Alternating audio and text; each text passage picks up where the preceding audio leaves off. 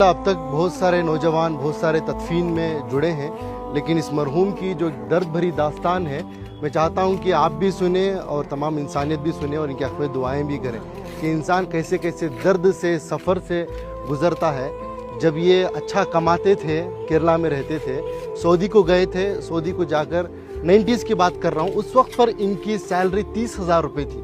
30,000 रुपये कमा कर अपने बीवी बच्चों को इंडिया देकर भेजते थे, बच्चों को काबिल भी बनाया।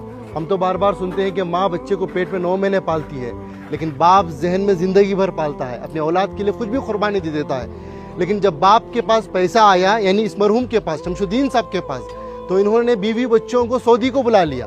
सऊदी को जब बुला लिया तो इनको भी, यानी इनके वाइफ को भी जॉब पे लगाया गया। वो जॉब करना चाहती थी शायद, तो जॉब को उनको लगाया गया, तो उनकी सैलरी हो गई 60,000, इनकी सैलरी थी 30,000।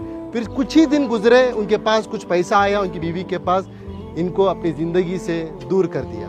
ये एक दिन था, ये अपनी बेटी से मिलने के लिए, अपनी औलाद से मिलने के लिए सऊदी में ही, जो इनकी बीवी अलग फ्लैट लेकर रहती थी, वहाँ पर जाते हैं।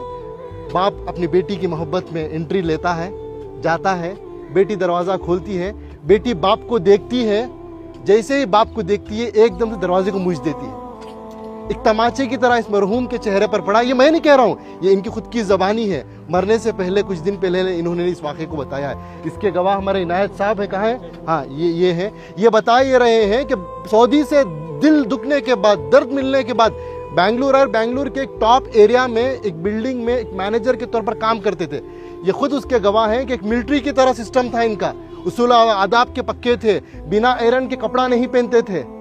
ऐसी अपनी जिंदगी, छोटा सा कमरा था, सीढ़ियों के नीचे से बेड डालकर, एक पंखा लगाकर, उसे भी पाक साफ रखकर जीते थे। ये पूछने लगे कि भाई, मैं तो समझा आप एक सिक्योरिटी गार्ड है, लेकिन आपकी ये पाकी सफाई को देखकर, आपकी ये मिलिट्री सिस्टम को देखकर, आपकी इस डिसिप्लिन को देखकर मेरे अंदर सवाल पैदा हुआ, आपकी ज़िंदगी में क्या हुआ? तो उन्होंने ये अपनी दास्तान सुनाई, ये दर्द बताया। तो बस मैं इंसानियत से यही बात कहना चाहता हूँ कि दौलत तो कमाना है, वो मुकद्दर की मिलेगी, लेकिन अपने रिश्तों को बनाएं पहले, अपने बच्चों को, अपनी औलाद को मुसलमान बनाएं, इंसान बनाएं। आज पता चला कि इनकी औलाद अमेरिका में है, USA में है, लाखों के रुपए कमा रहे हैं, लेकिन अफसोस की बात, दौलत तो दौलत है, उनके पास बाप के जनाजे को आने की तौफीक तक नहीं हुई। ये अल्लाह का करम है कि अल्लाह ने मुझे और आपको चुना है। मैं और आप आए नहीं यहाँ पर, अल्लाह हमें भेजा है, अल्लाह ने हमें ये तौफीक दी है, तब जाकर इस कब्रस्तान में आए हैं, इस मरहूम के जनाजे में शिरकत कर रहे हैं। इस मरहूम की नसीब देखिए, आज मस्जिद में नमाज़े के जनाजा अदा हुई। इनाम भाई, बड़ा मजमा था, मस्जिद के इमाम साहब, एक आलिम दीन ने इनका जनाजे की नमाज़ पढ़ाई, और तमाम अल्लाह के नेक बंदे मिलकर आकर आज तदफीन के लिए जुड़े।